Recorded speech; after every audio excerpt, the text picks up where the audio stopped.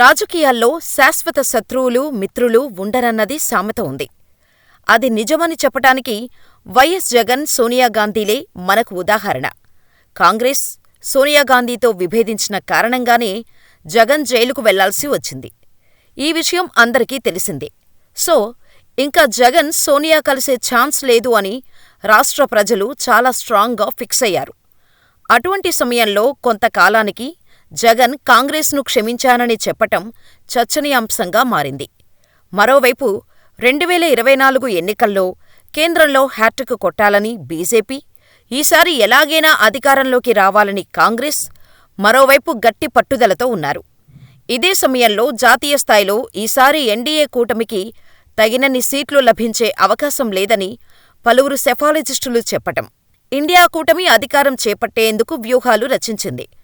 సీట్లు తక్కువ వస్తే ఏం చెయ్యాలి, ఎవరెవరిని తమవైపు తిప్పుకోవాలి అని ముందుగానే వ్యూహరచన చేసుకుంది. ఇండియా కూటమి ఏపీలో టీడీపీతో బీజేపీ జతకట్టడంతో ఇండియా కూటమి చూపు జగన్పై పడింది. అప్పుడే సోనియాకు తను చేసిన తప్పేంటో తెలిసొచ్చింది.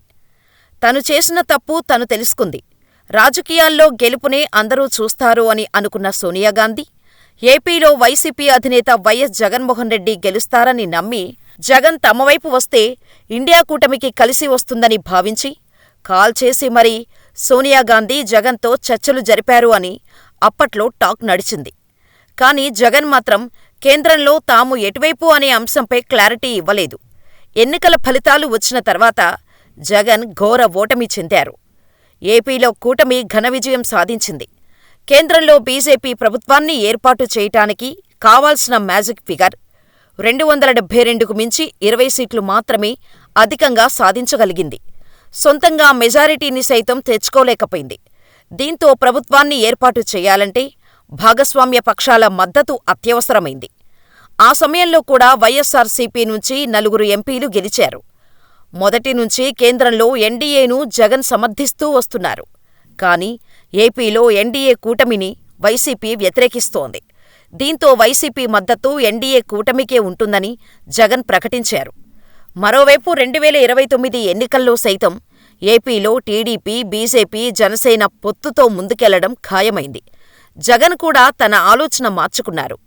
టీడీపీ, జనసేన బీజేపీతో ఉండటంతో ఎన్డీఏకు సపోర్టు ఇవ్వటం వల్ల తనకు వచ్చేది ఏం లేదని అర్థం చేసుకున్న జగన్, ఇంత జరుగుతున్నా సైలెంటుగా ఉంటే రాజకీయ జీవితానికే ఎండ్ కార్డు పుడుతుందనే ఆలోచనతో రాష్ట్రంలో తన రాజకీయ భవిష్యత్తు కాపాడుకోవటం కోసం ఏపీలో ఆటవిక పాలన జరుగుతోందని, జాతీయ స్థాయిలో కూటమి ప్రభుత్వాన్ని ఎండగట్టడం లక్ష్యంగా జగన్ ఢిల్లీలోని జంతర్ మంతర్ దగ్గర చేసిన ధర్నా చేశారు. ఈ ధర్నా విజయవంతం అయిందనే చెప్పొచ్చు. అఖిలేష్ యాదవ్, సంజయ్ రౌత్ వంటి కొందరు జాతీయ స్థాయి నేతలు శిబిరాన్ని సందర్శించి జగన్కు సంఘీభావం ప్రకటించారు. అయితే జగన్ ఈ ధర్నా ద్వారా మరో లక్ష్యాన్ని సాధించారని రాజకీయ విశ్లేషకులు అంటున్నారు.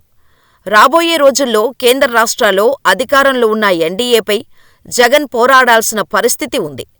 దీంతో రాష్ట్రానికి రావాల్సిన విభజన హామీలు, ఇతర సాయంపై కేంద్ర రాష్ట్రాల్ని నిలదీసేందుకు తాను సిద్ధమని చెప్పకనే చెప్పారు జగన్. అంతేకాదు, లోక్సభ డిప్యూటీ స్పీకర్ పదవిని విపక్షాలకు ఇవ్వాలంటూ వైసీపీ డిమాండ్ చేసింది. ఈ పరిణామాలు చూస్తుంటే పార్లమెంట్లోనూ ఎన్డీఏ కూటమితో నేను అమీతుమీకి సిద్ధమని హింటిచ్చినట్టే తెలుస్తోంది. అంతేకాదు, ఢిల్లీలో చేసిన ధర్నాతో జగన్ తనకు ఇండియా కూటమితో కూడా మంచి సంబంధాలు ఉన్నాయని, అవసరమైతే ఆ కూటమిలోకి జంప్ చేయగలనని బీజేపీ పెద్దలకు సందేశాన్ని చాలా తెలివిగా ఇచ్చారని టాక్ ఉంది. అయితే ఈ వ్యూహం చాలా వరకు సక్సెస్ అయిందని అంటున్నారు రాజకీయ పండితులు.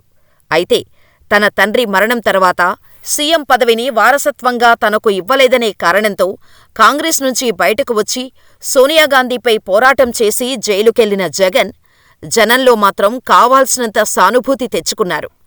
ఇప్పుడు అవసరమైతే ప్రధాని మోడీపైనా అదే తరహా పోరాటం చేసి, అవసరమైతే జైలుకెళ్లైనా వచ్చే ఎన్నికలకు రాష్ట్రంలో సానుభూతి తెచ్చుకోవాలనేది జగన్ వ్యూహమని, దీనికోసం నేను మీ కూటమిలోకి వచ్చేందుకు సిద్ధంగా ఉన్నాను అని చెప్పకనే చెబుతూ సోనియాకు సందేశాలు పంపుతున్నారు. జగన్ అనేవారు ఉన్నారు. అయితే ఇప్పుడు జగన్కు సోనియాగాంధీ సపోర్ట్ ఇస్తుందా అంటే ఇస్తుందనే అంటున్నారు. తానే స్వయంగా చాలాసార్లు జగన్ను ఇండియా కూటమిలోకి పిలిచిన సోనియా ఇప్పుడు కూడా జగన్కు సపోర్ట్ చేస్తున్నట్టు చెప్పకనే చెప్పిందని, దీనికి నిదర్శనం జగన్ ధర్నాకు ఇండియా కూటమి నేతలు రావడమేనని అంటున్నారు.